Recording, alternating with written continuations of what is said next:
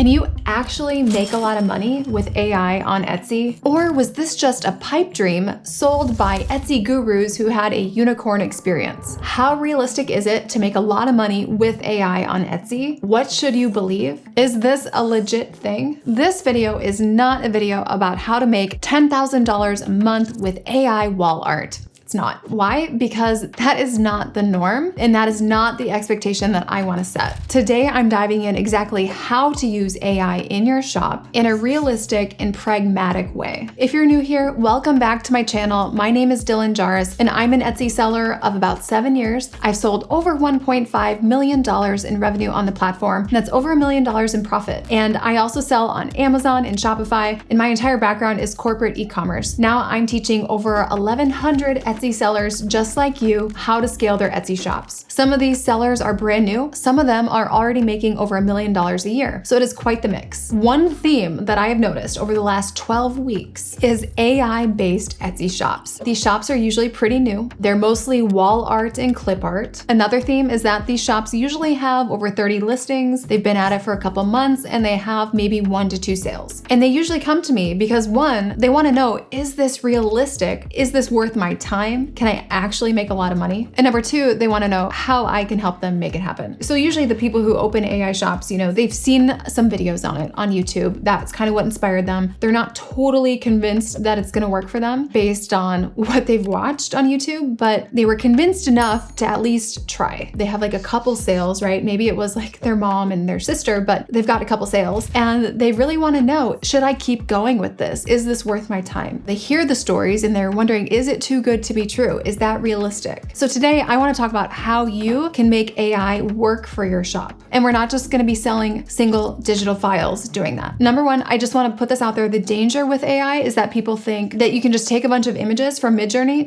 images it spits out, just directly upload them as, $5 digital files. So two things here, $5, it's way too high to be launching a shop with and selling digital art. Number two, I do recommend a little bit of post-production on those images to kind of polish them up. If you want to hit, 10K months, which is, the average goal for people who are starting on Etsy, it would take you 2,000 orders per month at that $5 price point to get there. Is that realistic, right? How long would that take? If that's the way you want to go, then I'd highly recommend having at least 2,000 listings if you want a shot at getting there. So instead, I want to talk about two kind of realistic things that we can do with AI to make a lot more money. And this is more of a realistic, practical approach. Number one, we want to bake value into the design. And number two, we want to add value to the product. Bake value into the design. What does that mean? How do you do it? The way we do this is not by selling the most weird, random things that you can come up with. For example, do not just type in a prompt that you're looking for a Yorkie pirate. The reason I say this is because I actually came across this listing. It's a Yorkie pirate, most likely AI generated. So instead of just typing in the weirdest prompts you can think of and to come up with some really unique,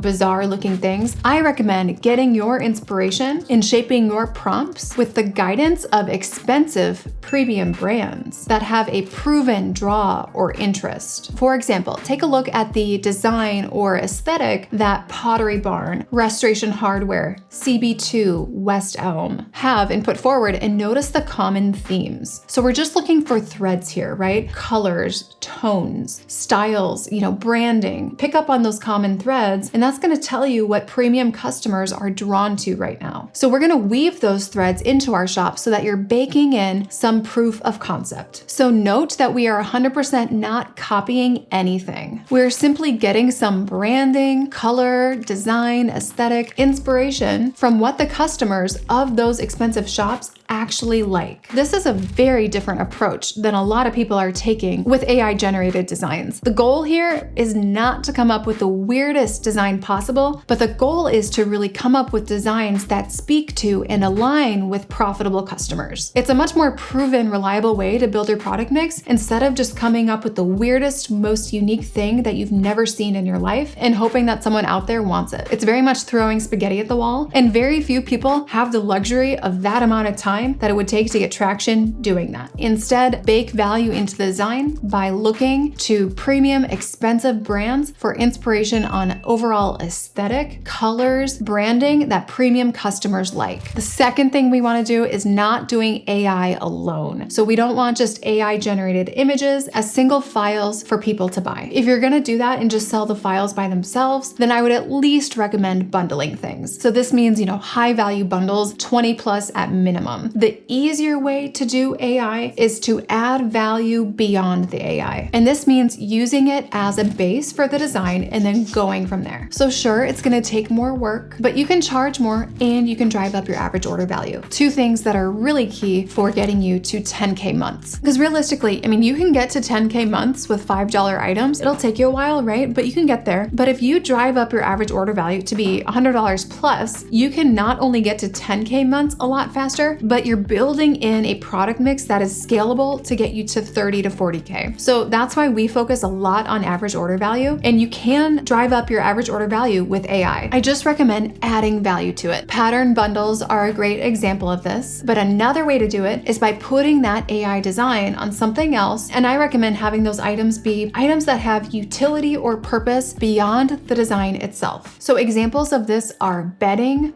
curtains, rugs, drinkware, towels. And I have a framework, it's called the 7 types of products to have in your shop, that really helps you build a well-balanced product mix. So we have different listings with different purposes, and I would apply an AI base to all of those 7 types. So if you are ready to start integrating AI into your shop and you're looking for some help, just reach out. Myself and my team of coaches would love to help you integrate that. If you like videos like this, please subscribe to the channel so you know when my next video comes out. Otherwise, I'll see you guys in the next video.